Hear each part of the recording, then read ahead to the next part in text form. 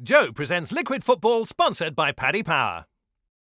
Hello and welcome to the first ever live Liquid Football! Come on, let's have it! Here we go! I'll tell you what, we've got a great show in store for you tonight. Loads going on, from skill challenges to great chats, great guests. First of all, give it up. Unfortunately, Kelly couldn't be here tonight, but we have a great replacement. You're in safe hands. Give it up for the one and only, it's Laura Woods, everyone! Over to you, Laura. Thank you, mate. Oh, watch the table.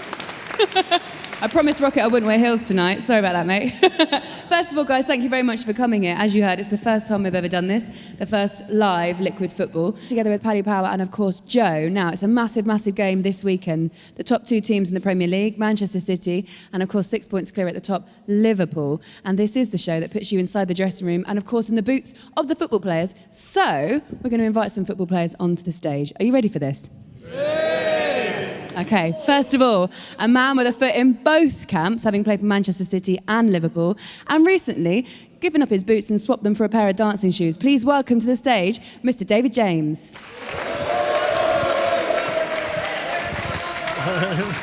Hello, David. You're going to take a seat over there. I'm going to take a seat over here. Someone's given me a cushion, so I'm a little bit higher. I'm quite glad about this. Yeah. And I'm quite glad that you're over there because you're exceptionally tall. Now, David, we'll speak to you in a moment, but we're going to welcome on our next guest. Please give a warm welcome to this man, a man who wore the famous all-red shirt at Anfield. And he's also knows a little bit about rivalries, having experienced the old firm games up in Scotland. Please welcome to the stage, Charlie Adam. Welcome. Anyway, you like that? I think, yeah. Why don't you come and sit next to me, Charlie? There we go. Okay, next up, he's a Liquid Football regular, a former Arsenal, Fulham and Chelsea midfielder. He's also survived, I love this story. He's going to tell this, I hope. He's also survived asking Roy Keane for his autograph when he was 16 years old in the tunnel at Highbury, nonetheless. Can you shut up? Please welcome to the stage, Steve Sidwell.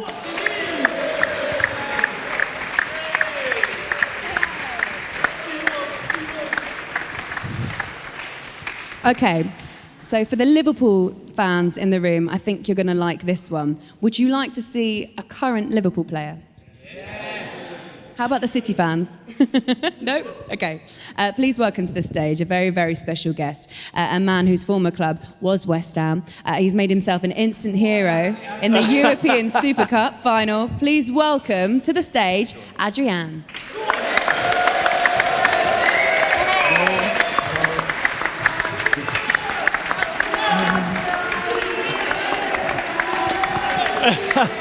Hey, he looks smart as well, doesn't he? He does, yeah, very smart. He's put you all to shame there, really, hasn't he? It's my best gear. This is your best year. You retired in the wrong era of football, didn't you? Gone for the manager look. Adrián, first of all, thank you very much for taking time out your schedule, because obviously in the middle of the season, it's a very important time for you and your teammates at the moment. What's the mood like in camp?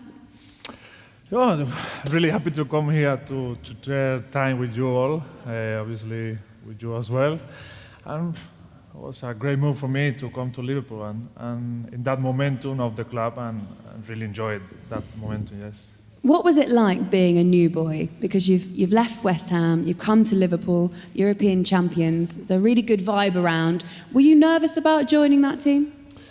Yeah, I think for me personally it was a great move because after leaving West Ham at the end of my contract, I was expecting to sign for a Hispanic club. I have a good offer abroad, but when Liverpool called me, we fixed the document and we did the contract in just 2 days, so it was an easy decision. Yeah? Were you nervous walking into the dressing rooms and the changing rooms around the camp? Because they're quite a unified team, aren't they? Sorry? Were you nervous when you walked in? So on day one, was it like the first day of school? As we say, it's like the first day in the school. Obviously, you are looking everyone, just observing the panorama, like seeing one player, the other, different individual egos also as well. But I was like really happy because it was my decision to come to a big club like Liverpool and to enjoy with the team. Sorry.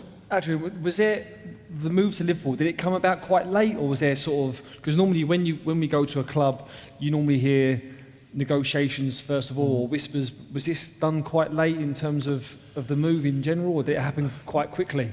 It happened really quick because they were already in the pre-season. I was training by myself with my goalkeeper coach in Seville because it starts July and I need to get in fit to the moment to go So to that any is club. late then, isn't it? So it was late at the end of July, but at the beginning of August we received a call from Liverpool and we fixed everything in just 2 days.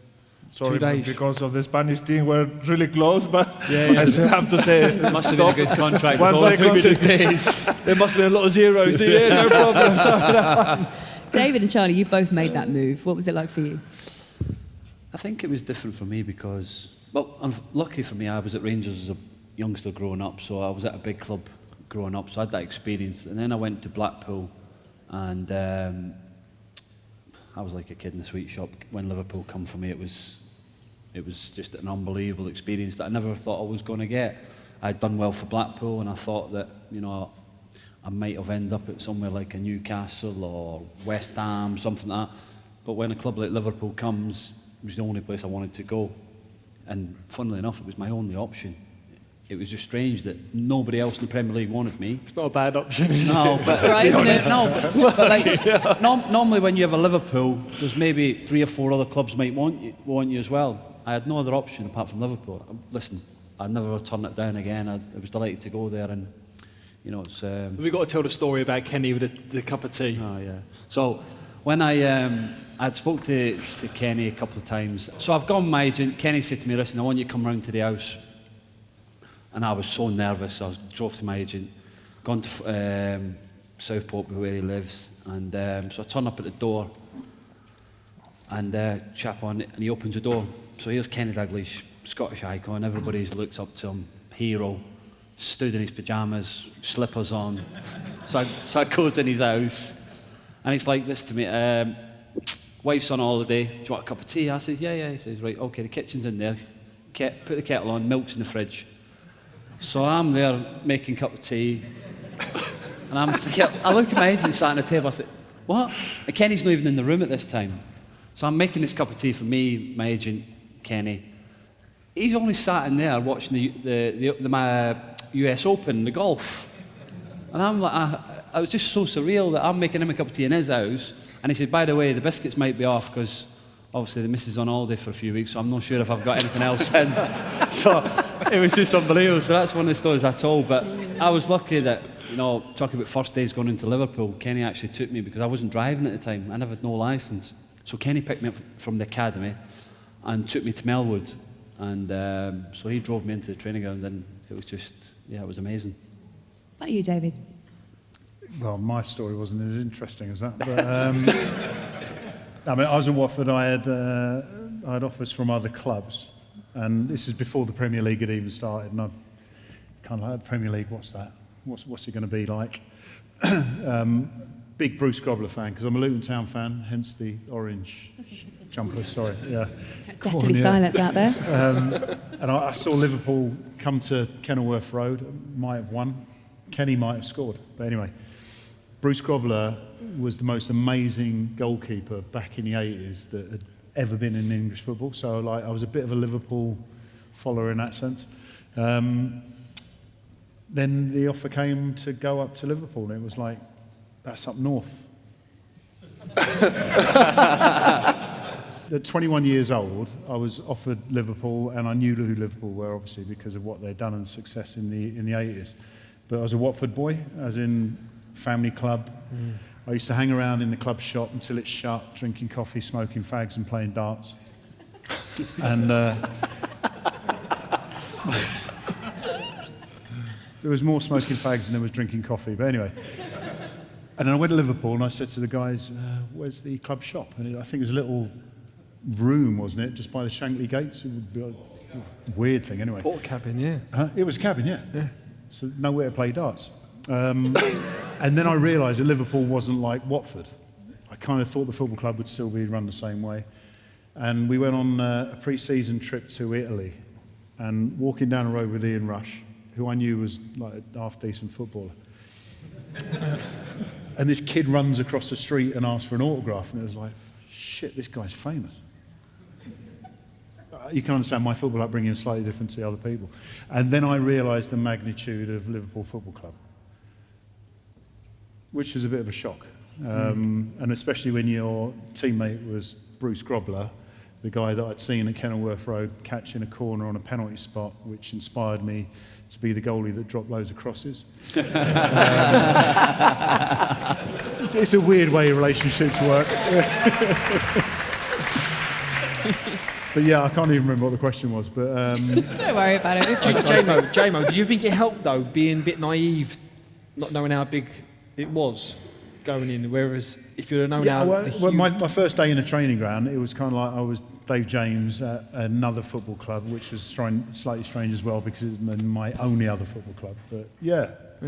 Because I think you can be in awe of the fact that Kenny Dalglish is making you tea.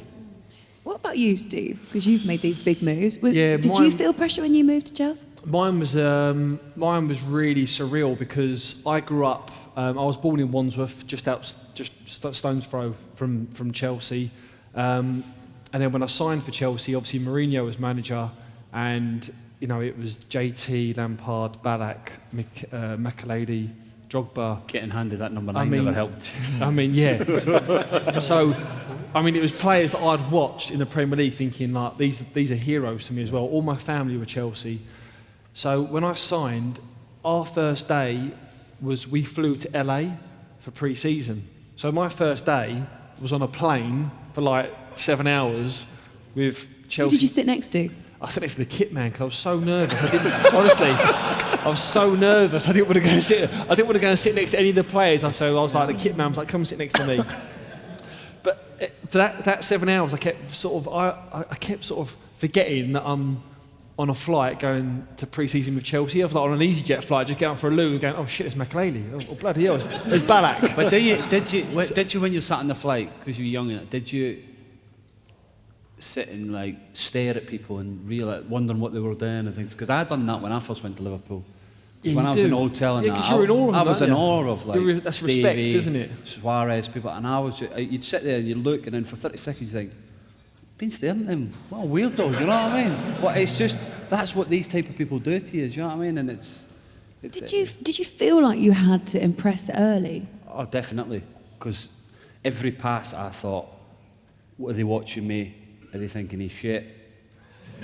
And were they? And that's actually what I did. Every time I gave the ball, I was thinking, they probably think to the manager, get him out. But that's just the way it is, and that's how you feel and how nervous you get. Did you feel that, Adrián? Yeah, for me as well, because as I said, guys, before last season I didn't play for West Ham, so everyone have that memory for last season. The player is the last time you do, is the last time the people remember. Yeah.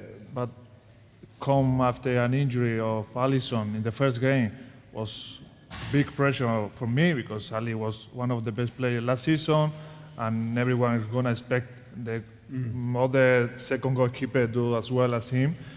But I think the point of more impact for me was the Super Cup when I saved that penalty and I helped the team to get that title. So that gave me like lot of confidence to keep pushing. I said, okay, now I'm here in Liverpool and I'm the number one right now, so I'm gonna give everything. I've just got to give an insight to people because they don't realise when you go to another club, so when you leave a club, when you clear your locker out, you literally get given a black bin liner.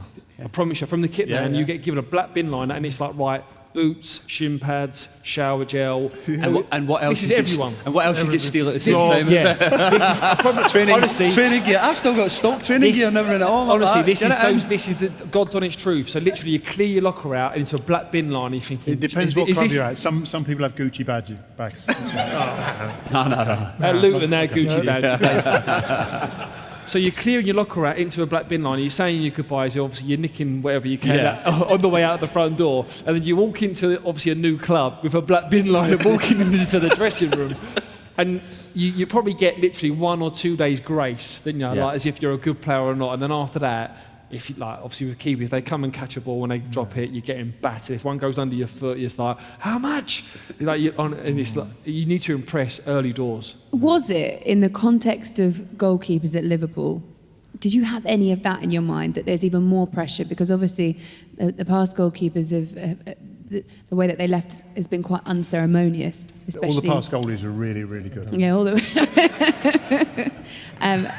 Was there a little bit of added pressure? Yeah, obviously, it's a lot of pressure in a big club like Liverpool, and also if the goalkeeper was one of the best last season, the best goalkeeper with that, even that trophy for him, I think well deserved because he did really well. So I knew when I came to Liverpool that was a big challenge in my career to face this kind of keeper. So I think the competition between us is great because it's going to improve a lot. And it's not good when you are in a comfort zone in your life and you know you're going to play every week. So if someone from behind you is pushing, it's great for us like a player. No? And I think you'll get more respect for pushing Alisson more than you would be just, listen, everybody knows it's, Alisson's going to be the number one, but for every day you push him because, like you say, you never know. One injury and you could be in for the whole season, and it's important that you apply yourself day in, day out to push him, and he knows that you're on his coattail, Yeah, totally true. Fans love him already. You do love him. You're an instant hero. It must be amazing. We will come back to that. Obviously, we know how big a game it is this weekend. The odds reflect that in Paddy Power's odds. Both teams are 6-4 to win, but the draw is 5-2. So let's talk about this then, because it doesn't get much bigger than Manchester City going to Anfield to play Liverpool this weekend. How much did you look forward to big games, David? Was there any nerves or was it all adrenaline? I think, well, it depends what you define as a big game, because obviously the local derby became a big game. The Mersey derby, the first time I experienced that, I went back to my childhood or my youth in the 80s when there was a lot of violence around football, and I couldn't understand two rival groups of fans sharing a same stadium without violence. And this is my first year in Liverpool, first season. So I looked around the back of the Kop and there was this big blue group of fans. It's like, how have they not had the shit beaten out of them? So am I allowed to swear on this? Yeah, you just did. Don't worry about it. Everyone can swear. We've been okay. And then this was going back to that earlier question. This is a bit of my sort of understanding of Liverpool as a city, and how wonderful it is, and how you can have this rivalry, but it's a respected rivalry. That was always a massive game. You say the build-up, because it's Liverpool who had won so much. It was Everton who hadn't won anything. Did they win the Merseyside Reserve? Whatever it was. Are there any good company for that. Evertonians in there? Can you? Can I leave before you leave? No, but it was the size of the game. Obviously, depends on the opposition, not necessarily league position. I think with Manchester derby was probably, or Liverpool Manchester was the worst one. Well, Charlie, I feel like I need to ask you about derbies and about the mentality of going into one because of your days. Old Firm derbies. The Old Firm games were incredible. But going through to David, what David said, it was just hatred, and it still is now, and it's a shame. But the days are special, the whole atmosphere and the build up to the game. Back when Man City, Liverpool. Listen, Man United is still the biggest game for Liverpool, and it always will be. But at the moment, Man City are the title contenders and the challengers. But the big games are special, and they are the ones that you look forward to. And it's just whoever can hold their nerve and that bit of quality on the day. Steve, did you ever get nerves? I think if a footballer says they've never got nervous before a big game, I think they're lying. I get nervous before any game. What about before shows like this? No, even if I'm playing for the under-23s, I've always got a feeling in my stomach, a sick feeling or an I just get excited and nervous about any game. Doesn't matter if it's one of them. As soon as the whistle blows, though, you're fine. You're literally it goes. And people say, so many fans have said, can you hear the fans, what they say? Can you hear them say? And you can't. It's just literally a blur. It's like whatever goes on inside them white lines of the pitch, it's just, you don't know what's going on else. Adrián, I'm going to ask you for a little bit of inside information. Are there any players, any individuals at Liverpool currently now that really suffer from nerves before games, big games? Yes, I say it's impossible to play a game with this nervous in your stomach. Obviously, we have to change that negativity in your mind to a positive way. But in this kind of games, everyone wants to win, but no one wants to lose. So everyone is like, oh, if we go there and we do bad and we make a mistake, but we have to deal with the mistake. Football is a game of mistake. If no, nobody can score. But everyone is different. In every dressing room that I've ever been in, you got some. I mean, dressing room now, they're huge now. So you've got the main room that everyone dresses in. Then you've got obviously a medical room next door. Then you've got a warm-up room next door, and everyone's scattered around. So you'll have some that will literally be nervous. They'll be sort of sitting in their chair, sort of shaking their legs and sort of getting ready. Then you'd have some that would just be chilled out, watching an iPad, watching a film or a movie. Then you'd have some in the warm-up area, having a game of sort of two-touch or just sort of few stretches.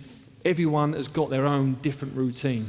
With the headphones, with the iPhone. Yeah. Can we tell the stories about some of the lads at Stoke? Go on and go for it. You can't say that and not do it, can you? Go on then. Some of the stories. So we'd have some lads that were a bit nervous, we'd have some lads with their headphones on, and then we'd have lads that were still texting the missus like 20 minutes before the game. Oh yeah, love hearts and all that, wasn't it? or you'd have Crouchy's playlist going on and Abby calling it like 3 minutes to 3. Yeah. She called. Like, She never knew when the games there was a game were. at 3 o'clock. She call him, what are you up to? Yeah, All of a sudden the music's blaring, all of a sudden it'd be like and if you're like, what's that going on? Oh, it's Abby, sorry lads. And then she texted him saying, why are you not answering? He's like, well, I've got a game. It's just brilliant. Yeah. Talking about playlists, I mean, who were, out of you guys, I'll ask you all, who were the DJs in the teams that you played in? Or was there anyone that you were like, don't let him on the playlist?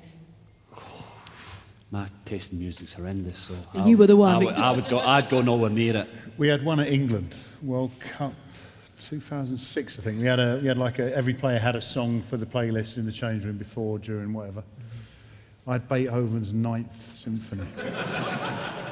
And it never got played till we got knocked out, and I was cleaning up in the dressing room and I thought, fuck it, I'm going to put it on.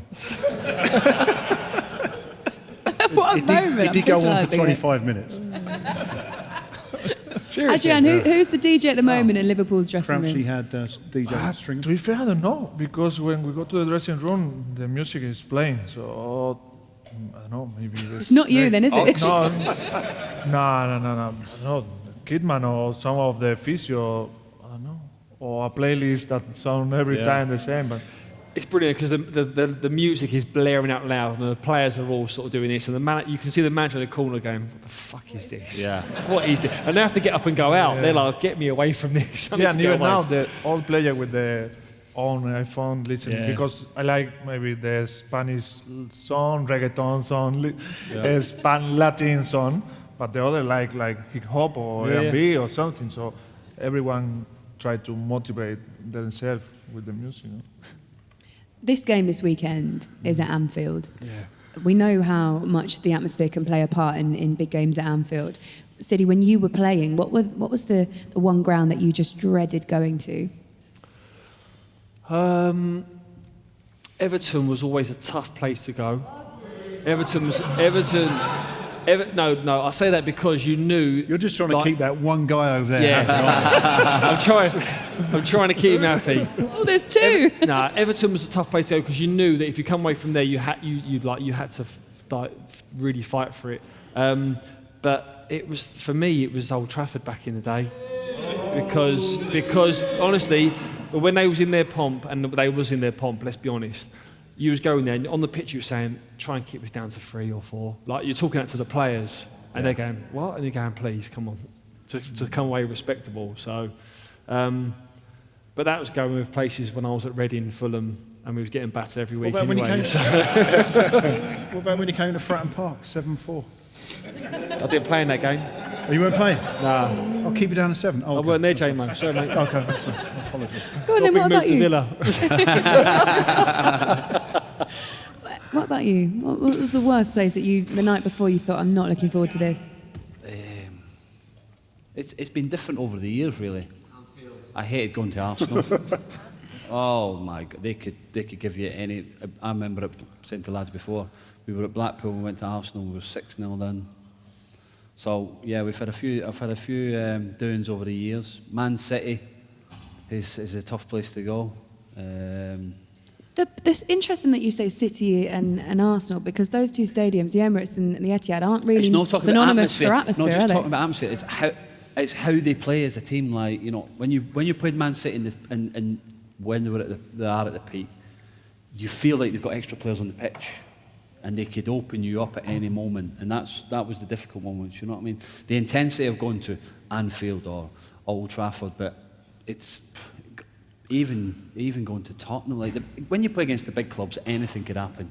And it's a long afternoon. The biggest thing that I could say about Anfield though is when I've gone there and I've won there with Villa and I've got a draw with when I was at Reading, and when you come off, the fans actually give you a round of applause because they appreciate good football. You know, when I was walking off, I was like, are these winding me up? Or they want me to clap and they go, ah, you fucking... Like, I was waiting for one of them, so I was sort of like a little bit like that. But they was genuine, like, pleased with obviously what they saw and a respect. We beat them. We beat Liverpool at Anfield with Blackpool. We beat them 2-1, and we actually got a round of applause off the pitch. And I think that's just the appreciation that Liverpool as a whole, as a city, have got for people. Do you know what I mean? They know what football players are, and they know good footballers. So it's for them it's a good thing, you know. Adrián, what about you currently? What's the worst ground to go to? I'd say one of the most difficult stadium is Man City away. When you play there, you feel like when I was playing La Liga, when you go to Camp Nou against Barcelona, it's massive stadium, the space around everywhere. You feel like you can defend more than 45 minutes in that pitch. But also one of the stadiums that I made even my debut there in Old Trafford with West Ham.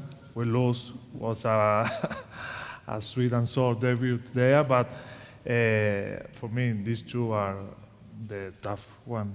Even if I was another player, Upton Park, Upton Park, Upton Park, special place. It's a special one, and all the team, even when you go to the dressing room, is really tight. I think this kind of stadium are really tough, no? It'd be interesting to see the fans what grounds they like going to for away days. Really, is there any specific places you like going to, like a stadium? Old Trafford. Yeah, you like going there. Are there any grounds you don't like going to because you're scared of the other fans? No. You don't like the Den, no? Not many people do. David, what about you? Well, I'm not going to say this because I'm in Liverpool, but I think I'm just trying to, while you're talking, of the proper, and I say this respectfully, the proper Premier League clubs, I think Anfield's the only place I didn't win at as an opposition player. Hey, listen, been to Old Trafford, done them. Once. I mean, I have to go back to one of your early questions. So someone told me about the Anfield Roar. So the first game I played for Liverpool was Sheffield United on a midweek. And someone had mentioned this Anfield Roar, and then the whistle went for the kickoff, and all of a sudden the cop just went up. I was like, whoa, what the fuck? Yeah, Anfield was the tough place. Go to Old Trafford, you expect to get beat. They were the best team for 15 years. 8 years ago. If this has been recorded, I am falling out once again with Manchester United fans. But that was it. They were the best team, so they could beat you. But Liverpool, for whatever they had since I left there, we would go. If I got a 0-0 draw or a 2-0 defeat, was a good performance. Sometimes you're happy just getting it to a 2-0, weren't you? That's great. Hey, well done, guys. 2-0. Well done. Can we still get Sunday, Monday off?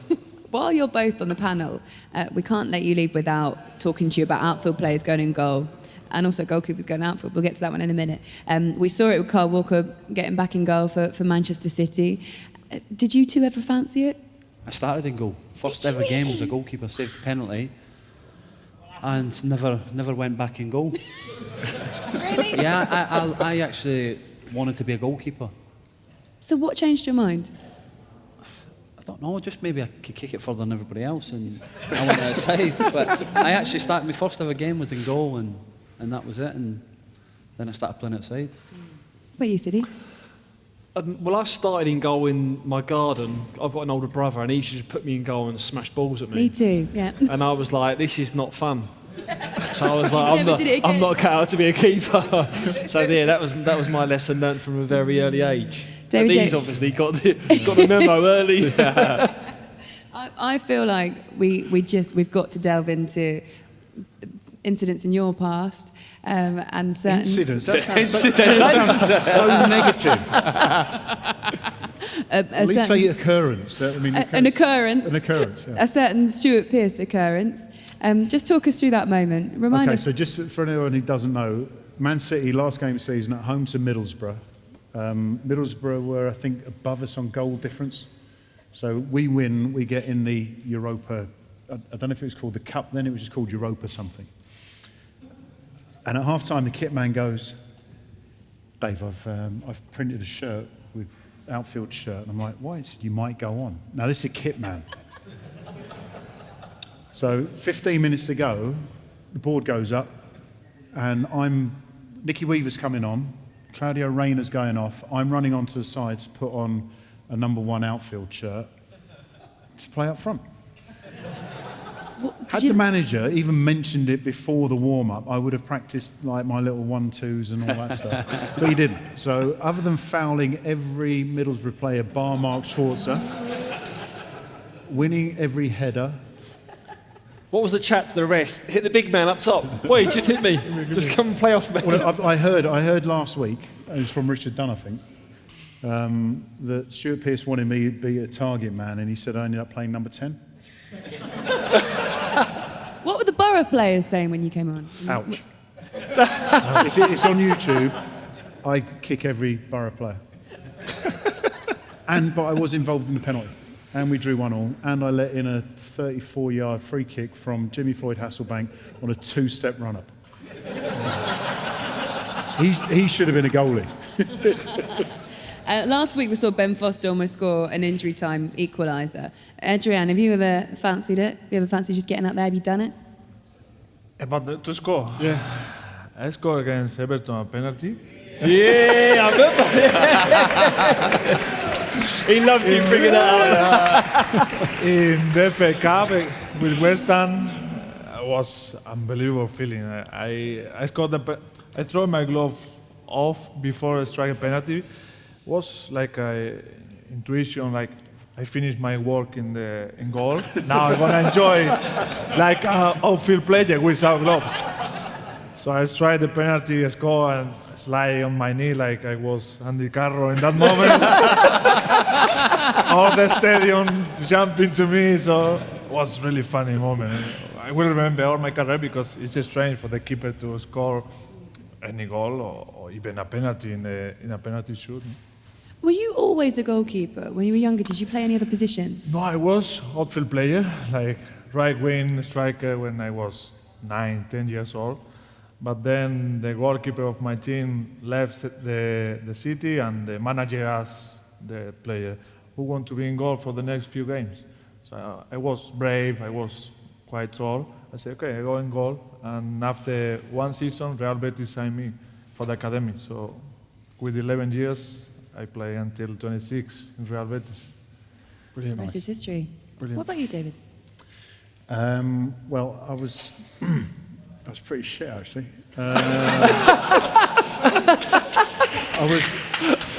I was the kid in a football pitch at school that would stand in the middle and the ball would seem to avoid him. And there was a guy in goal who was letting loads of goals in. I thought, if I just go and stand in the net, I might stop 1 or 2. And then caught a couple, and that was it. And then I saw Bruce Grobler, and it all went downhill from there. It was kind of... Were you always tall when you were younger? Did you have a growth spurt at any point? Or at that time you were already quite tall? I am the under 14, 13, 12, 11 player that was always taller than the manager.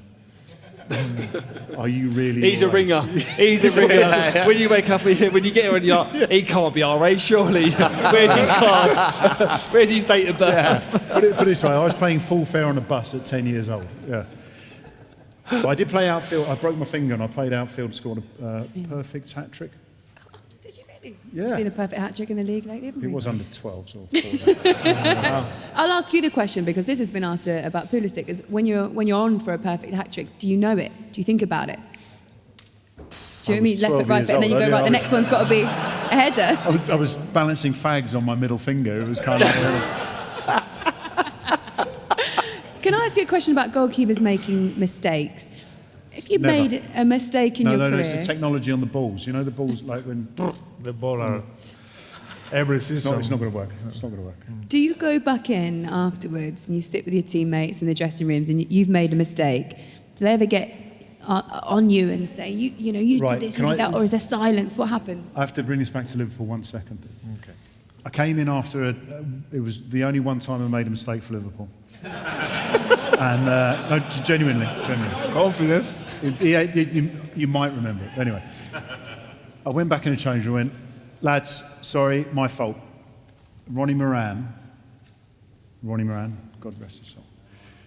He went, hey lad, don't ever admit a mistake because there are 7 other people in the room who are going, thank fuck for that.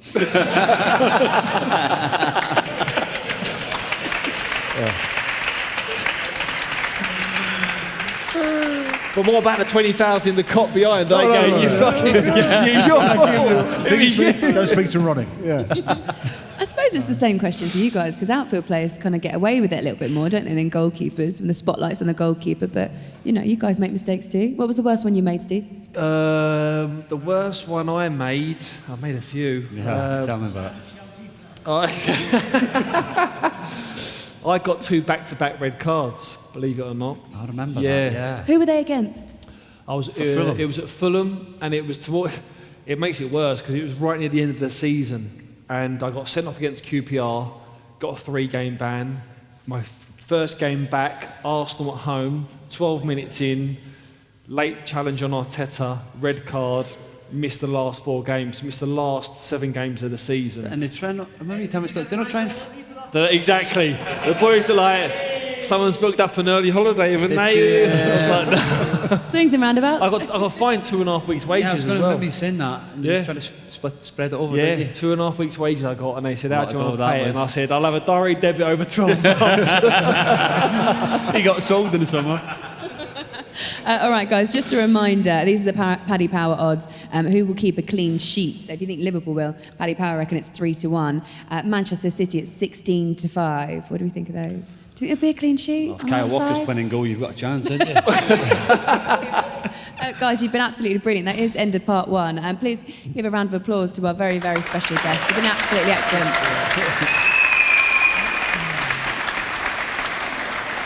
My day job is helping businesses thrive through disruption. This show is not about business, it's about people who go from nothing, a seed of an idea, something that everybody thinks is completely impossible, and build it into this massive business. There are 1,000 different ways to be a huge success. One of the most interesting things that we're learning is that how people are failing is almost as important as how they succeed. In fact, it's integral.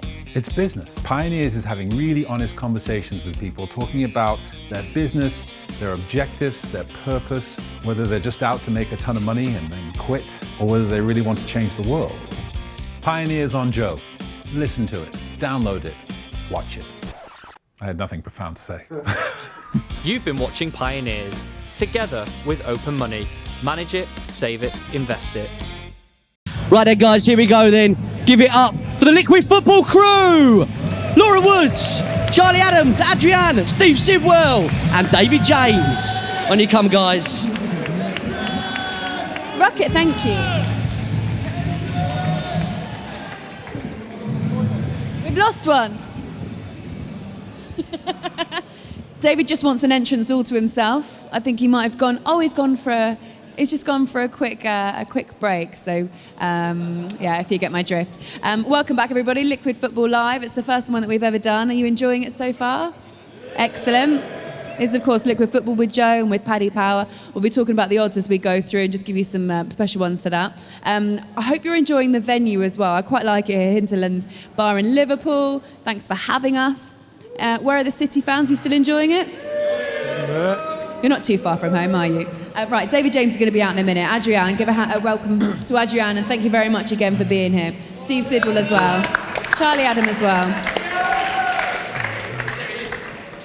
Oh, he's No one noticed. No one noticed. Absolutely fine. That was nicely done. Right. So we've covered quite a lot off about your careers so far. Shh. At the back. Everyone's getting. It's just you lot by the bar, isn't it? Just enjoying yourselves back there. I think they're the people that work here, actually. Let's talk a little bit about superstitions, because we had a chat about this outside a minute ago behind the stage, and each of you pretty much had superstitions. Actually, Sidney, I'm not sure about you, so we're coming to you in a minute. Adrián, when I said it to you, you said yes, you definitely have superstitions. What are they? I have a big one. It's my special yellow tower, and everyone who see any game playing for Liverpool or even West Ham before for Real Betis, if they check, I have my tower in the post.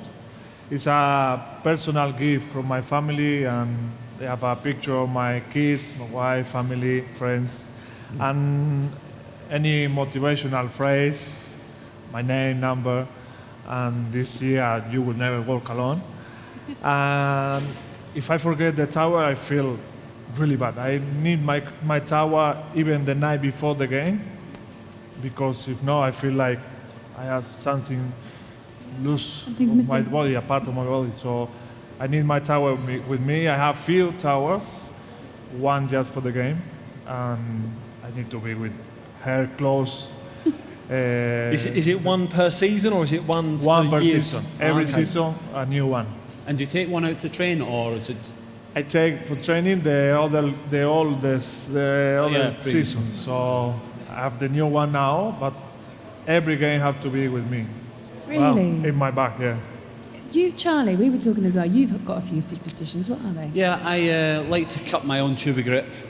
I don't know why. I've always done it. I've got a certain length that I like to have it. I cut my own tuba grip, and I always put my shin pads, my right one on before my left one. I don't know. I've just always done it. And you've never forgotten about it and then realised? No, I've just always done it. Have you ever blamed a loss or anything that's bad happened on a superstition that's missed? No, I never blame anything. No, I don't get that bad at the end of the day. If you're rubbish, you're rubbish. It's, it's nothing to do with the tuba grip. What would happen if you put your left on before your right? Would you go, shit, and then take them back out and do it again? The world would explode. No, yeah, probably would. But, it's just, I've always cut my own tuba grip, and some physios try and give me it. I'm like, no, I like to cut my own, and it's just always something I've always done. Sidney? I never really had any, really. What about teammates that you played with? Were there any bizarre ones in the dressing room? If I'm honest, I never really focused on anyone else before the games. Such a professional. I don't know if you were at Stoke. You remember Lars Sorensen, the little Danish kid? Yeah. Oh my gosh, he was unbelievable. So he's a young lad, and everything had to be perfect. He had this water bottle, had to have the right amount of water in it. His shoelaces would have to be right, and he'd be sat there, and he was just strange, like everything had to be lined up. So one day I had enough, so I just kicked it everywhere. I says, come on, stop being hingy. And it was like he was going to cry. And I went, oh, this must be serious then. But every day, even if it's like getting changed for training, his trainers would be like in a line, the laces would be perfect. It just everything had to be. It was just strange. And can we not gloss over the fact that you just destroyed his superstitions? What sort of game did he go on to have? He had a shocker. He did have one, but no. Listen, it's a learning curve. But it's a learning curve. It is. But no, it's just that was the strangest one I've ever seen. What about you, David? Well, I had a 48-hour superstition, which meant that everything had to be in order for 48 hours. Wow. So what sort of things are we talking about? Not talking to people in the toilets. Anyone? Where does that come from? Not that you talk to people in the toilet. When you're in the pub, you're like, hello, mate, you all right? What's going on? It was a build-up thing, and then as I got older, I had superstitions, and if we won and I kept a clean sheet, then those superstitions were right. If I broke the superstition, kept a clean sheet, then they were rubbish. So what other things? So we're talking about no conversations with anyone in toilets? New gloves every game. New gloves every game? You wore a new pair of gloves every game. Some sponsorship. A lot of money. For the New gloves, please. Yeah. Anything else? There's a few, aren't there? Yeah. What else? I remember when I was at Liverpool, Pepe Reina, he Got off the lightning. I tried everything. sorry, he used to fill up at the home games. He used to fill up at the same petrol station every home game on the way into the pre-match. And even if it was a fiver to put in his car, he'd put a fiver in. Honestly. Really? I will call him to tell him. Huh? He's funny. Yeah, every time he'd just drive up to the petrol station. If it was a fiver to fill his car up, he'd put a fiver in and he'd just drive it. And every home game, he'd just fill his car up. Adrián, you obviously share the dressing room with superstars as well, and people that mean a lot to the people in these rooms. Are there any teammates that you have currently that have got really odd superstitions? I don't know, because maybe they have it, but you can feel in that moment. I'm sitting in the coach with Mo, so he loved like call family or friends before the game when in the trajectory from the hotel to the stadium. So I don't know, it's a superstition for him to feel confident. I like to listen music and don't answer any WhatsApp or call or something. So it depends on the player. You know? Yeah. Let's talk about team talks. We'll get on to Jurgen Klopp in a minute because I'm very interested to find out what he's like. Siddy, you've obviously played under Jose Mourinho. Yeah. And with the most incredible players. Was it Jose or the players that used to give the best team talks? Jose used to give some like really good ones, but one that stood out for me by a mile was we was at Valencia away, and Jose actually just got sacked by Chelsea, and we had to go to the Mestalla to win, to stand in Champions League. And before the game, we'd never done the huddle outside on the pitch. It was always done in the dressing room. And Drogba called one on. So we went out for a warm-up, come back in, getting ready. He's gone, everyone come together. So everyone was together in the dressing room. Staff, players, medical, doctors, everyone, all round. Then he was in the middle when he had his shirt off over his top. He had the sweat. It's like a Rocky film with the sweat coming down, the hair going round.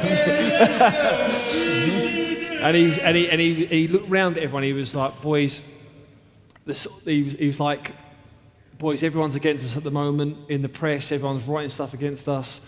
Obviously, Avram Grant was in there. He said that our man just left us. He said, today's a massive game. He said, I look at everyone in the eyes. He goes, I wouldn't change anyone for the world. I wouldn't change anyone for the world. Today we must win. I'm going to go out there and I'm going to bleed for everyone. Who's ready to bleed with me? And he put his shirt over his shoulder and broke the circle and walked out. And everyone was like, wow. And we went out and we won 2-1. He scored the winner. We went through Champions League. But he was like that. There was times where he would say that it would just be in the dressing room before, and he'd be like, boys, give me the ball today. Just give me the ball and I'll win us the game.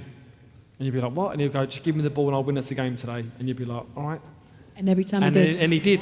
And you get so many players that can back it up, walk the walk and do it as well. So and he done that. So he was a big game player, proved that over the years. Charlie, for you, was it players or was it managers that used to give the best ones?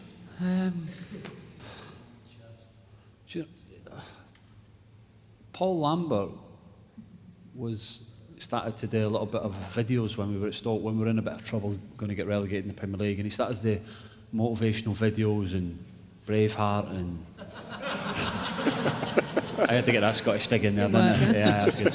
But no, he done like, you know, Gladiator video and things like that, and it was quite emotional for some people. Do you know what I mean? But nah, the death by that time I wasn't even listening. It's just you worry about yourself. You know what I mean? That's how it is. What was Stevie like in the dressing room? Stevie was quiet.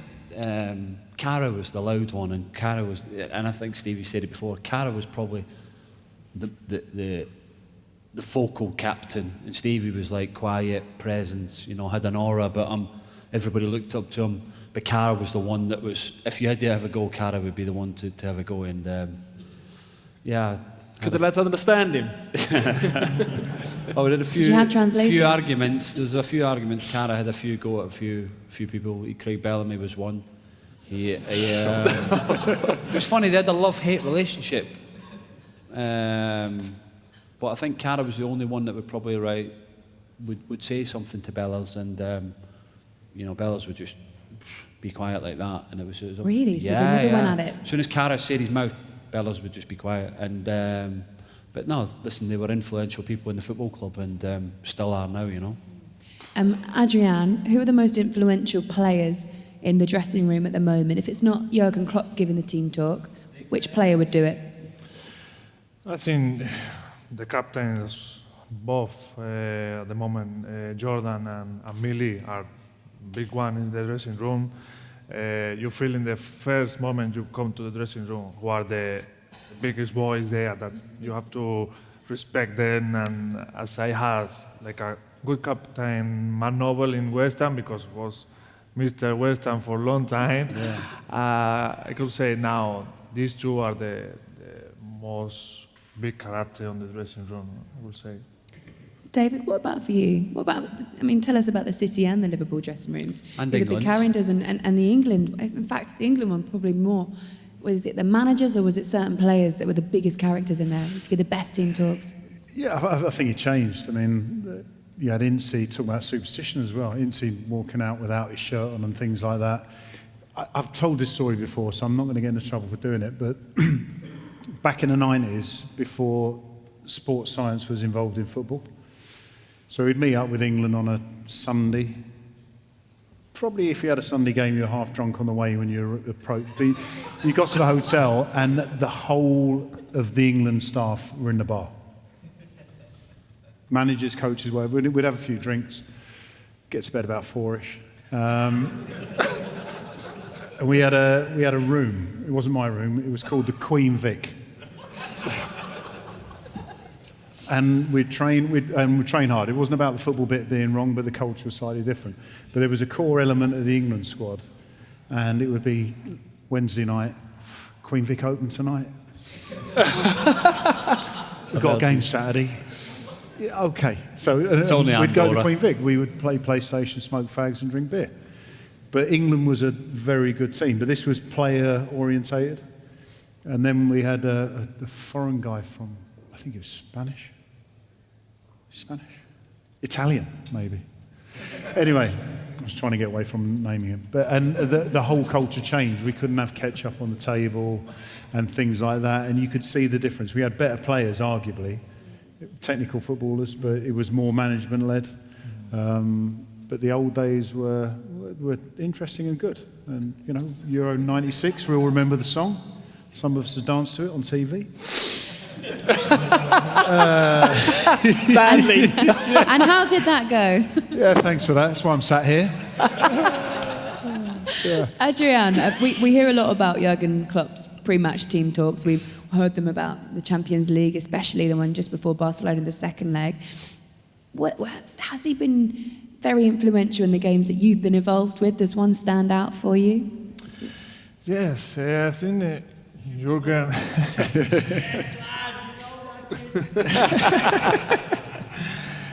When Jurgen have this chat with us before the game, he tried to touch the emotion over the players. I think the old school from the manager show you in the wall, like PowerPoint with all the tactics, what you have to do, what you have to protect there. But Jurgen just need 2 papers with starting 11 with some wall and man marking for the set pieces, and then start talking about the game, what we think is going to happen, what we have to react, where we can hurt them, where we have to try to protect when we are attacking. So are more like easy stuff. Is that because he knows he's got good players? Sorry? Is that because he knows he's got top players, Salah, Firmino, yeah, I think Mane? He knows. He trusts everyone them to go and play. Really professional. And, that everyone have to know and be clear what you have to do in the game. So he doesn't need to explain again, just 2 hours before the game, what is our tactic. Because most levels of the big ones, if they apply the sell attitude and they work hard, the quality is better than most Premier League teams, so they're going to win the game anyway. It's only if they drop below that standard, then they're going to have a difficult afternoon. And when you've got a top manager with top players, I'm going to say it's easy, but you know, it's easy. Yeah, it's easy. Yeah, you win leagues basically, and I hope you do win the league this year. Yeah, but you have to deal with big names, so you have to make sure the group is together. Yes, harmonious. together, and everyone together is stronger than one individually. So he makes sure every game, the chat before the game, to feel like everyone is fighting for the same target. A great man manager. Let's focus on the game this weekend then, because it's interesting for so many different reasons. Manchester City, you've got to go to Anfield and do it this time. Who is it a bigger game for, City? It's a bigger game for City, I think, just because of the points difference. You could say it's a big game for Liverpool because if they win, it puts them in Suddenly you're 9 points clear. a really healthy position. But I think all the pressure's on City to go there. If I'm honest, I think it's going to be a big Liverpool day. Yeah, I really fancy Liverpool strongly. Thank you. And I do. I'm not just saying it. I'm not just saying it because I'm here. He wants to go home tonight. Yeah. I don't think you can write off a Pep team. I don't think you can, and they have got quality players. But I just think at the moment the way that Liverpool are playing, and it's going to be the atmosphere is going to be electric, and I just can see them when the first whistle goes, they are going to come out the blocks.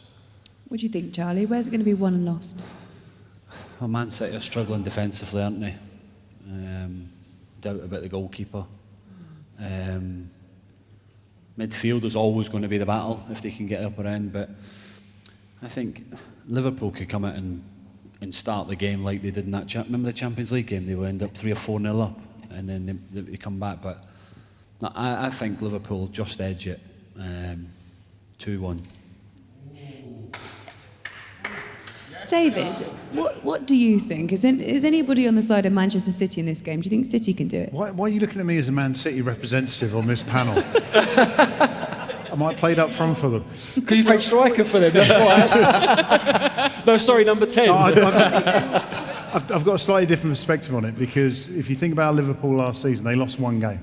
And that was City. And that was against Man City. Yeah. So if you want to say about the pressure, well, the one side they, in fact, not just about losing to Man City, it was one side they didn't beat.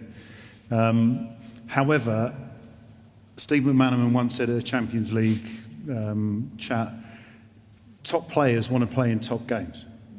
Liverpool are European champions, and they want to be Premier League champions for the first time. This is arguably the biggest game. So if you've got big game players, this is the one you want to turn up for.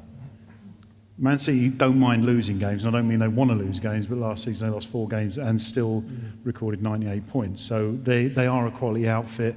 They've overturned a 10-point deficit and still won the league as they did last season. But I think if there is a pressure bit, then it arguably is on Liverpool, because this is the side that they haven't beaten. Mm-hmm. But this is a Liverpool side who are also on a very good run. Yeah. And they're at home, and I am in Liverpool. No. I was at Melwood today. Saw my favourite player, James Milner. A little story, James Milner. So World Cup 2010, England lose just really close games to Germany, really close, until the second goal. All the players and the staff, bar one, went to the bar to commiserate. Where's Millie doing a fucking warm down? Doing a warm down. That's why I love him. Isn't that just him though? Isn't that what makes him what he is? James Milner. Oh my goodness. He's something special, isn't he? I mean, he'll have a better Adrián, what's he like to have James Milner around? Does he ever stop working? Is he an example to all of you? You can see how big professionalism. Yeah. He's the first one doing the warming up in the gym. He finish and he get changed and do some gym again, or some compensation, some extra exercise. So, as I say, he's one of the biggest guys in the dressing room. So you respect this kind of people because you see they are massive professional, and you have to compare with this kind of player. You know? Mm-hmm. Has the mood at the moment at Melwood changed because you've got Manchester City this weekend? Or does it feel like any other game for the players? So to be fair, it will be a great game, open game. We start preparing the game from today because yesterday we have day off and the other day we play the Champions League. Day off. You never get a day off. Yeah. Man City don't we're imagine playing, James we Miller. have day off. So Nice to get a day off. It's a good thing. So everyone could watch the Man City game as well and to analyze them. No? I think we know each other really well. Man City and Liverpool, they know each other really well. And obviously it will be a great game, massive 3-point, but the season will finish in May. So we want to try to win the game and open that gap, and they will do the reverse thing. But after that game, we have to face many more games, so will be no decisive game for me, to be fair. And it's a busy schedule, isn't it? There's a lot of games Yeah. coming up in quick succession. How does that make you feel when you see all these fixtures coming up? Klopp must be He's thinking he's going to losing play. his head. For him, it's great. For me, it's great because more game, more opportunity to play. But if you see the schedule from now after that international break, we play every 3 or 4 days. So Nice will week in be- Qatar.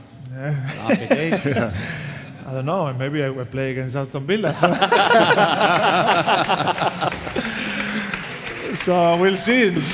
To be fair, now is the toughest period in Premier League. Even the Christmas are coming. We have our families at home. You can spend a long time with them because you have to train and play and travel and be in the hotel. But we really enjoy doing that. So we hope pass this period and face the new year being in the top of the table and having this good gap for us.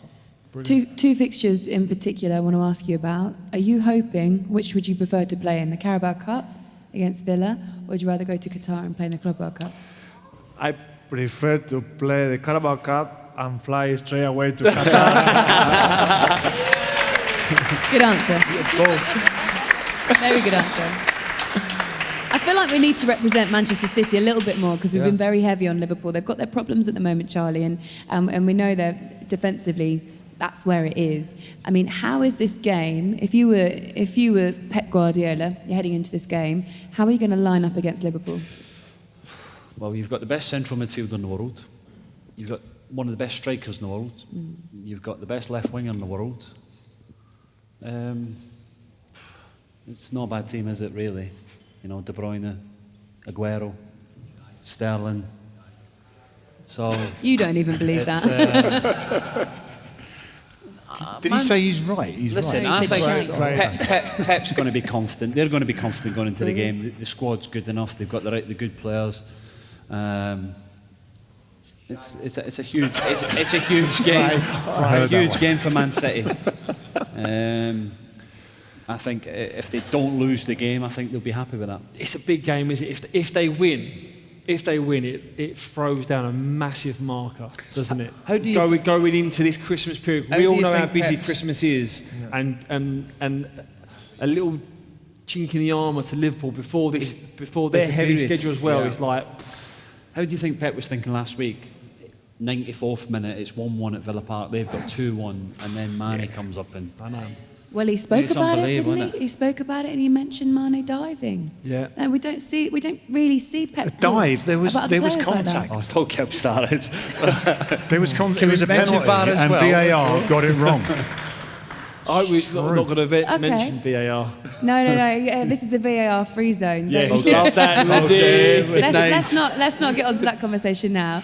But what about the reaction, though? So take away the idea that he dived or not. He did get booked for it. But what about Pep's reaction? Did you expect him to come out and say something like that, David? Do I get my analytical head on here? Unfortunately, if I had seen the full interview, I would understand the context of the answer. Obviously, it's a big game, and Pep only needs to say a couple of words and it will get spun into something else. Jurgen Klopp and Pep Guardiola are the best managers in world football. When you watch, seriously, you watch Jurgen, and I've loved him from day one. the most awkward question in any interview, he laughs and then answers. And he never avoids the question. Pep will talk about things into the nth degree, and I just look at them, I just think, we are blessed in the Premier League to have two managers of this quality at the two best clubs, to be able to watch two of the best teams play football, because they are magical. And I don't know what your question was, but it sounds like he swerved that question very- yeah. similarly, by the way. I was going to say. It was a very diplomatic answer, wasn't it? Jurgen. Yeah. And a very diplomatic answer. Did he laugh at the beginning of that question? He did a Jurgen what was Klopp, the he question? laughed, and he answered a completely different question, And didn't the he? two of them are just totally different managers, isn't they? One dresses in a tracksuit with a baseball cap, and the other's cool and. But is that pressure? No, I know what the question was, but is that pressure that... Unbelievable. We didn't hear that. Is that pressure now building on Man City, is that the kind of... Mind games, isn't it? Is he Pep lowering under his more guard pressure a little though? bit? Is that is he boiling over, or is it mind I think Pep games? puts That's the pressure question. on himself more. He puts pressure on himself.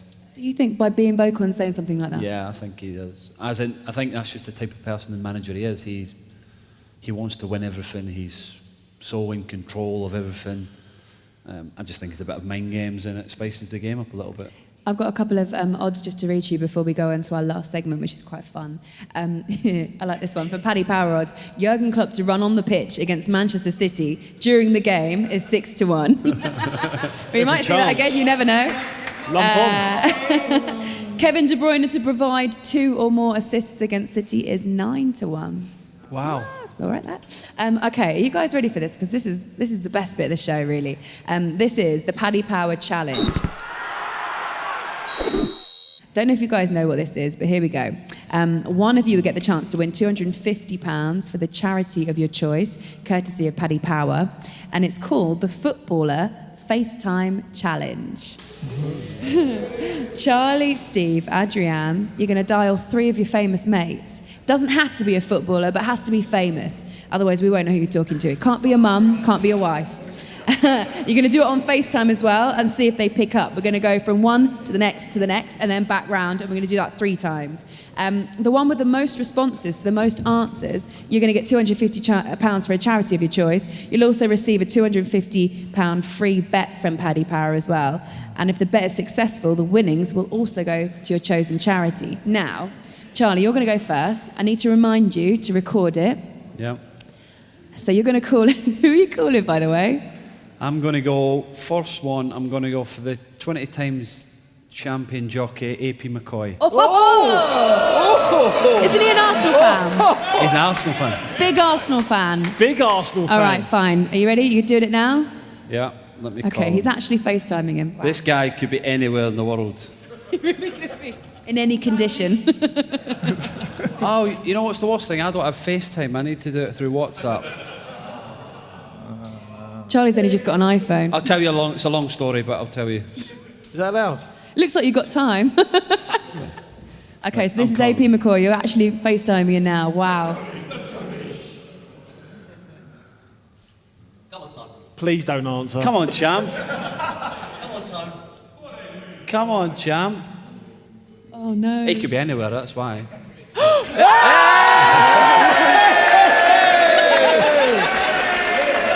my God, he's answered. Wow. Where are you? Tell everybody where you are. I'm in Barbados. He's in Barbados. Yeah, great Thank you very decision. much. See you. Speak soon. Cheers, bye. Wow. Wow. AP McCoy, that's big. Oh, City, I feel sorry for you. that's a I'm not big sure how one. you're going to follow that, but you're going to need to. Charlie, that was very, very good. All right, so Charlie is currently leading with 1 FaceTime in the bag. City, who are you going for? One. I'm going to go with, let me think. Let's go with, I'll go with Sean Wright-Phillips first of all. Oh. Let's go with Sean Wright-Phillips. Where is he? States? Don't know. Never know. He's in the States. Here we go. Go for it. Yeah, he's in bed! He's in bed!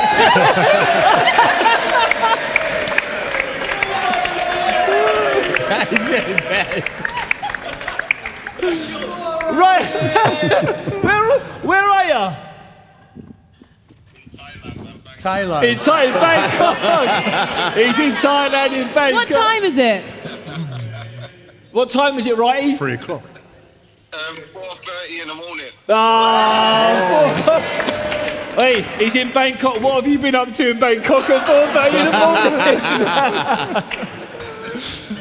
Top man, Righty, you got me a We should let him point. go back to bed. Cheers, mate. Ah, that was very good. Round of applause, please, for sure. Oh, we are under pressure. You're under pressure. Adrián, I'm going to come over there because we need the microphone next to you. So What's here? yeah, let's Go on, switch then. places. Thank you. Jürgen. Okay, Adrián, let us know who you're calling. Hey, boss, can I play against Aston Villa? Firmino, Bobby, call Bobby. I'm gonna call one of the best midfielder right now. Oh, wow. Fabinho. It's a good teammate, so we'll see. Fabinho. Yes, Okay, he's recording the screen. Fabinho. This would be a great get. He has. This will be the best one so far, He right? has the number. Go on.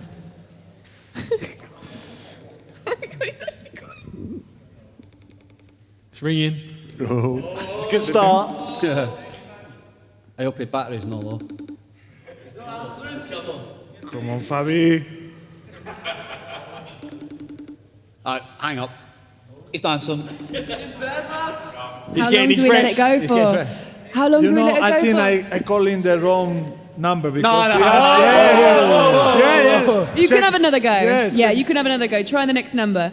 It says Look. Fabinho. It's not Look, responding. Fabinho. Look, To be fair, Fabinho. it's not a bad Fabinho thing that has he's two not picking numbers. up. Oh, is he's it? got two numbers. Okay, Oh, wait, it's wait, like wait, that, is it? Here we go. Attempt number 2. Fabinho. Second number. He's got better phone. Come on, Fabi. Mine's in my bag. Oh. Oh, that's better. I'm not sleeping now, Time's it in Brazil. Is he on holiday? 4, 2, 1. Thank you, Fabi. Thank you. You can't count either, Charlie. I'm just trying to speed it up. Where did that come Stay there. from? All right, let's swap back. Here we go. Quick. Am I Right. on? Charlie, so currently you guys have got a point each. Adrián, unfortunately, you've got to pick a better teammate next time. Is he your best friend? Because it's obviously not Send him reciprocated, a is it? Yeah, I'm gonna say. Right, who are we going for? The next one I'm going for is Michael van Gerwen. Dutch. You're recording.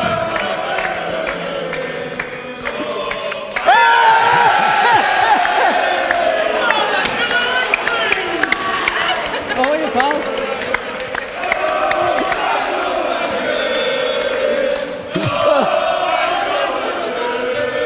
I'll speak to you soon. Thank you. That was brilliant. By the way, I've never noticed how you two look like long lost brothers. Yes, David. Was that Michael Van Gerwen or Danny Murphy?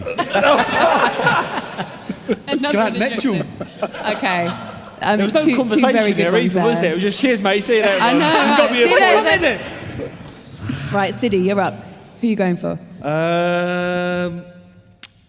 Let's have a little look here. Let's go. Let's go for. Let's go for Jamie Redknapp. Oh! Let's go for Jamie Redknapp. Beat them once. We need the microphone, don't we? Let me come over here. The swap. Yeah, swap over. Are you recording? He might be showing his fashion new jackets and that off, isn't he? FaceTime. You're recording, yeah? We're recording it, yeah?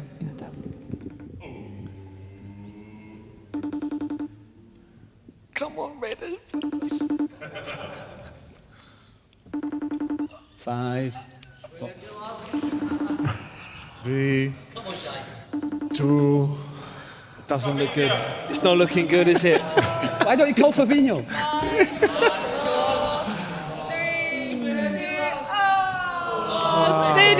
How can he do that to you? How can he do that to you? He must be doing his nails. Right, swap places. Here we go. Here we go. Oh, what gentleman? Here we go. Right. You've got a chance to redeem yourself so now. I'm now. gonna change side. Is one of my best teammates the last year. He's a legend for Man City. Oh. I call Paulo Zabaleta. Oh! He'll be in bed by now, wouldn't he? Yeah, maybe, yes. Pablo, Okay, come on. you recording your screen? Yeah. Here we go. Come on, Pablo. Look at Charlie. Charlie knows if he doesn't get this, he's won. He already knows. Just say Every win's a win. Hello, Pablito!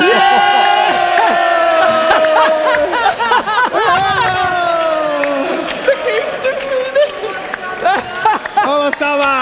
¿Cómo está, papá? Here the program, Liquid Football.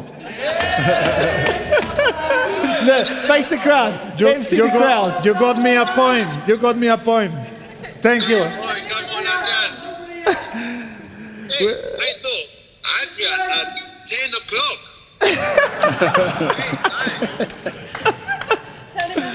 Let him see the crowd.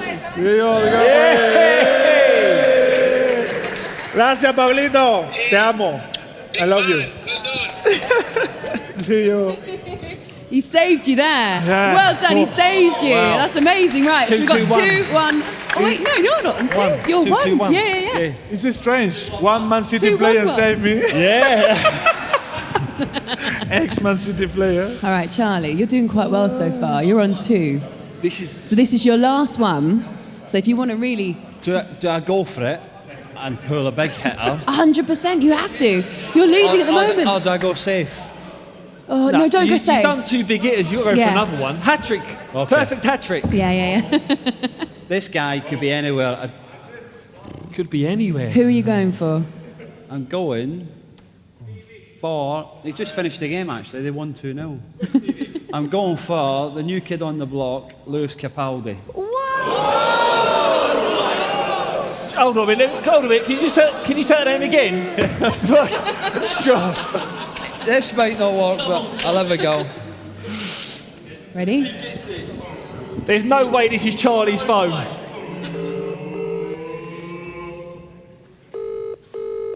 Come on.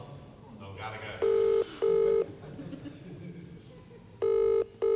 5, 4. It could be in the States. Is he in the States? 3.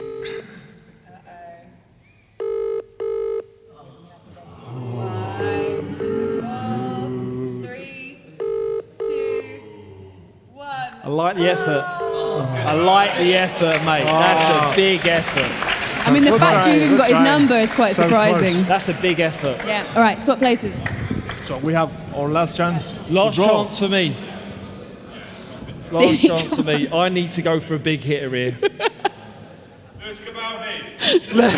Could you imagine that if he picked up? Phone Tony. I'm gonna go for a national treasure in Peter Crouch. He'll definitely answer. Come on, 2 meter Peter.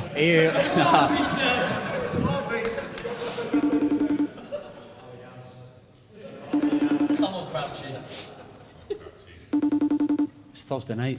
Could be anywhere. He could be in a mosh in pit. the bath with Abby.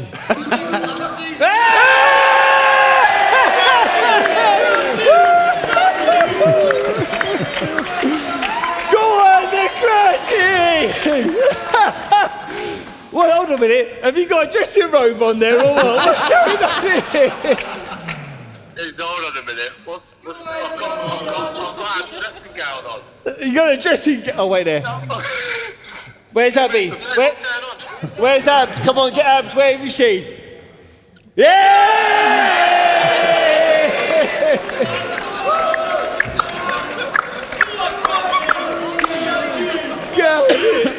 Oh, look at that, look. He's got a big mug, look at that. Brilliant.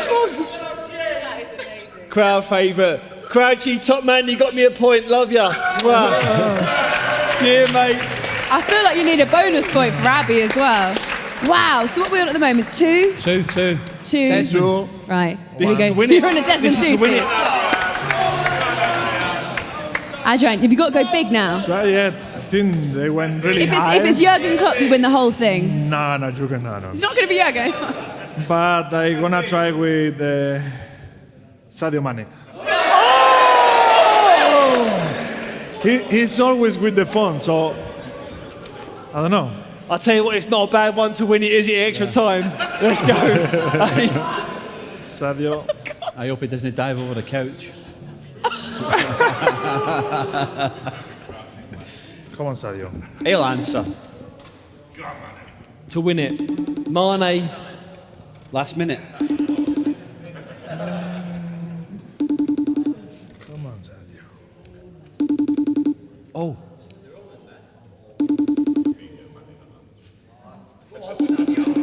We'll let it ring all night. Maybe him and Fabinho are having dinner saying Adrian's phone us.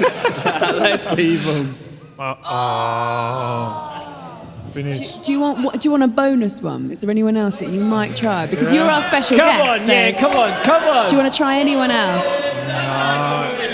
Anyone else? I'm gonna try Call me. I know her answer. with Bobby. Try Bobby. Try Bobby. Okay, Fabinho let's too. try with. But he has 2 numbers again. Try all of them. Doesn't matter. You've got 3 numbers by the looks of things. Okay, let's try with the 3 English phones. number first. Come on, Bobby. Are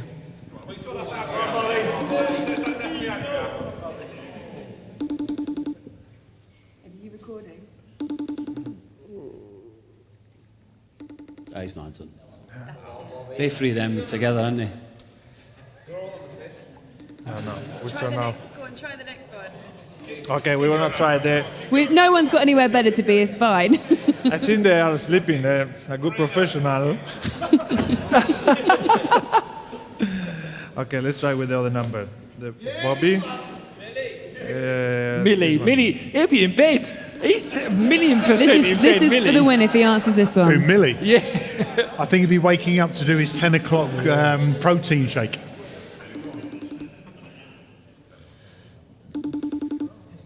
Bobby has 2 little girls, so Don't make excuses. he's watching Disney Channel. 5, 4, 3, 2, 1. Oh, sorry. Adrián, you were close. I mean, no one I else. tried. Pablo Zabaleta was pretty good. Yeah, Pablo was good. Oh, this is really difficult because I have the deciding vote on who wins, but I don't want it. So I think we should put it to a vote, really. We should put it to a vote. If it's Charlie, cheer now. Two big And if hitters it's there. City, cheer now. City? Right. I think our winner's Charlie. Charlie, congratulations, you are our winner.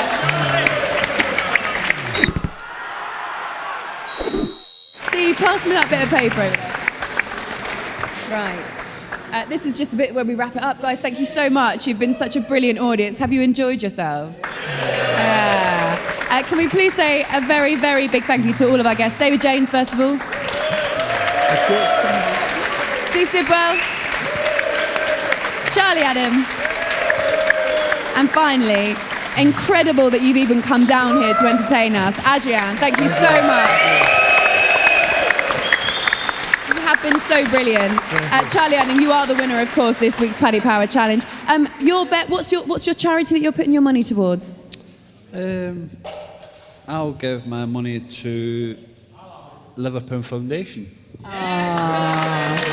that is a lovely touch. Guys, thank you so much. Just a reminder as well, This is our first Liquid Football live event. There will be more. It's come together with Joe and also with Paddy Power. It's going to return with Kelly Cates. She's your normal host. I'm sure she will absolutely love to see you lot the next time they do a live show because you've been so entertaining. And we hope that these guys have been entertaining for you as well. Just a reminder, you can download the podcast. You can also watch it on YouTube. Leave us a review as well if it's a nice one. If it's not, then don't bother. You can do it on iTunes. We've also got a Facebook page. You can search Liquid Football and you can find us there. You can get involved with all the chat too. Don't forget, you can also check out Joe's other shows, like we said earlier on, the rugby one if you're into that with James Haskell, TK with Carl Frampton, and the Pioneers podcast as well, and the YouTube show. Thank you so much for joining us. Thank you. Just a quick one. Who's going to win this weekend?